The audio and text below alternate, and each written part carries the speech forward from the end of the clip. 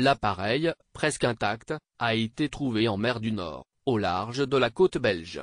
Il se pourrait que l'épave renferme encore les corps des membres d'équipage. L'épave d'un sous-marin allemand de la Première Guerre mondiale a été découverte en mer du Nord au large de la côte belge, ont annoncé ce mardi les autorités de Flandre occidentale, la province du littoral. Le bon état de l'épave, qui repose à une trentaine de mètres de fond au large d'Ostende, semble indiquer que les 23 corps des membres de l'équipage sont encore à l'intérieur, selon les premières observations du plongeur qui l'a visité. Ce chercheur belge, Thomas Termotte, passionné d'archéologie maritime, a découvert l'épave cet été, selon son récit lors d'une conférence de presse, ce mardi matin à Ostende, aux côtés du gouverneur de Flandre occidentale Karl de Caluwe.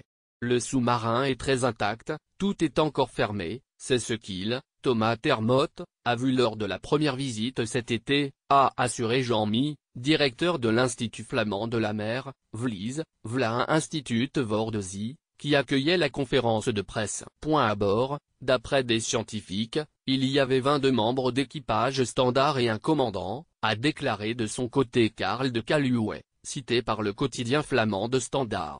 Tous les volets sont toujours fermés.